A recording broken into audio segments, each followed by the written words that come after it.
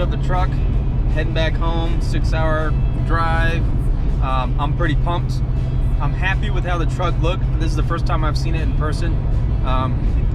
Most people know, when you look at pictures online at something, then you look at it in person. Most of the time, it's different. It's a little bit worse usually. That's usually how that works out. I knew the car was old school built. Some people might call it rough built, like torch cuts, torch welds, stuff like that. That's just how they did it back in the day. All right, so finally we are back in civilized weather, thank goodness. Terrible road trip, but I still had fun the whole time. Or terrible driving conditions, and I still had fun. Finally, I'm able to roll it out at home in my own place and check it out, see what we have, what it needs, what's good, what's bad about it. Just kind of like how we thought, or I knew going in on it. It's a very crude style hot rod, torch welds, torch cuts, all that kind of stuff. Even outside from that, it still seems really, really badass. I love the headlights, the grill, this widened 32 grill. To me, for some reason, that is super cool. It's really out of place, but then the width is similar to the Cal, so I don't know, it's just weird but kind of cool. I love the look with the headlights up wide like that. That really shows you that this was really built in the 60s. This is really how that kind of looked, the late 50s, early 60s style. We think we have a Oldsmobile we're in, something I'm not as familiar with. It is 5 on 4.5 bolt pattern, so I'm going to just clean it up, paint it, change the oil in it, see if I can get some brakes for it and just run it, see how it is. It has a little tiny bit of play, but I think that'll be okay. Stuff that I love about the car, obviously, is the cool paint job and this little pinstripe monster on the side. We got together as a group, all the guys in the collaboration, and we love that little pinstripe monster on the side. It's like an alien. So that's why we're going to call this the Blue Martian. That's going to be the name for this build. I think it fits it really, really well. 60s was real spacey, 50s, 60s real spacey. Blue Martian fits perfect. I love it.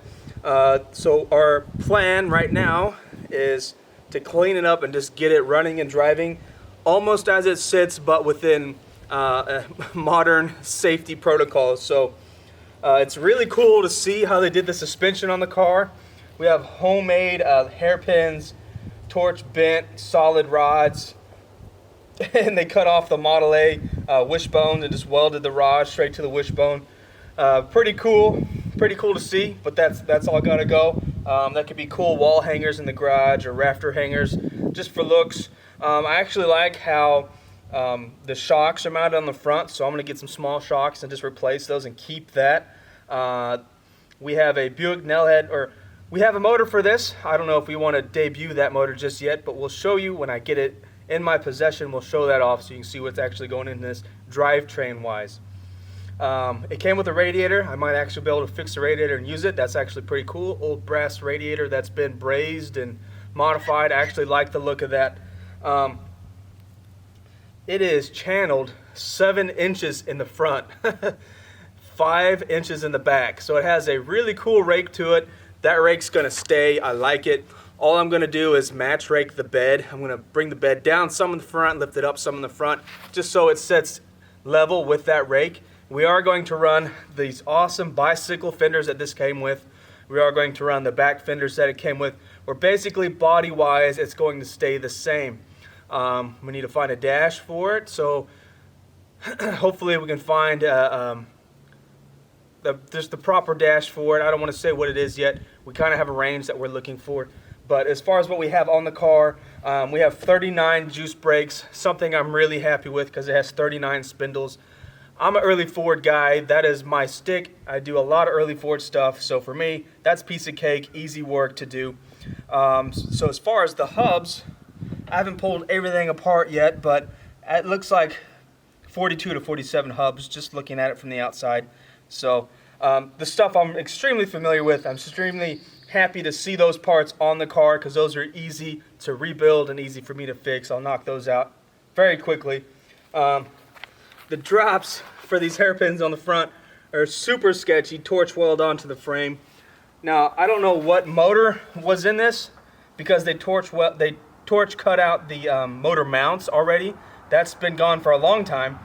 But since it has that older rear end, that's like a early 50s, mid 50s rear end, I'm guessing that's the period, that motor and transmission that was in this thing. And it is just so cool. The steering box is 39 Ford steering box. So something that I'm happy to see, that's easy to fix, easy to work on. So we're gonna rock the steering. I'm just gonna clean up how it was mounted. Obviously we need to box the frame for our idea. So the frame is gonna need a lot of modifications because that Z on the back is a little bit sketchy. A little bit worried about the Z. I mean, it was good welds, but it just needs to be cleaned up. It's not really good presentation. It's not, you know, it's like I was saying, it's a 60s hot rod. That's just how they did it back in the day. But we're going to refine it just to make it a little bit nicer, a little bit more cleaned up. I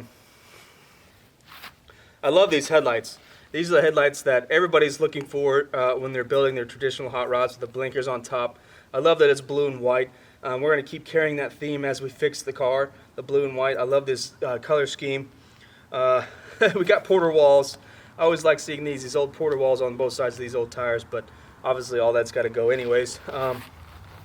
Oh yeah, the rear suspension is crazy. Crazy rear suspension on this thing. I'm thinking, like, when I look at it, I imagine like early C10 coilover spring on the trucks. That's what it kind of looks like to me. So the only thing is it has no limiter, and just from it bouncing around on my trailer, that spring is almost hopped off of the axle. That would kind of suck. This whole thing fell down inside my trailer.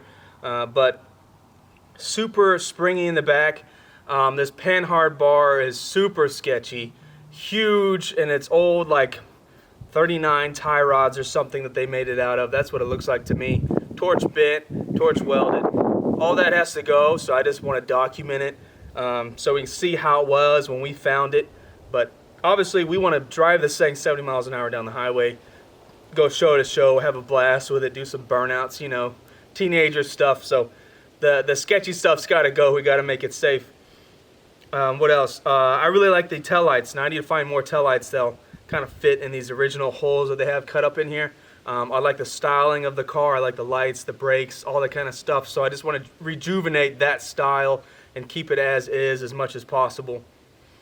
Oh, the body is welded to the frame, torch welded in a bunch of spots. I mean, it is what it is. It'll all get cut off, then I'll have to make a floor for it and actually bolt it down to the frame. All that stuff's easy. It's a roadster. It's a roadster pickup. There's probably not even one full sheet of sheet metal that needs to be thrown into this thing, so I'm happy about that. I think everything turned out really well. It's one of those great circumstances where you saw it on the internet, you said, I'll take it, before even seeing it in person, because I had to drive 6.5 hours to go pick this up one way. And when I picked it up, you know, it was already mine when I got there, and I was happy to see that it was everything that I thought it was in the pictures. That's something that doesn't happen very well, so I really want to give a shout out to the seller. Roger, I appreciate you. I appreciate your pictures and your explanation of the car, because when I got there, it was exactly what I thought it was, and I wish there was more sellers like that in the world. That would make this hot rod game a little bit easier. But outside that, it's pretty straightforward. This thing's basically just a roller, and I am very eager to start tearing it apart, fixing it up, and getting it that much closer to actually driving it. I love rejuvenating these old hot rods and bringing them back to life. It's really exciting. I love that this is not just a stock roadster pickup truck. I love that it's already been hot rodded. To me, whatever history that is, hopefully this series will bring to light some pictures and some history of the car, because we don't know much about it other than it used to be a race car, used to be like a show car, race car type situation. So hopefully someone out there watching this will recognize this car and be able to send us some pictures of what it used to look like. We're on the lookout for those. So thanks for watching, guys. Make sure you subscribe to Rod and Style TV. I'll see you next time.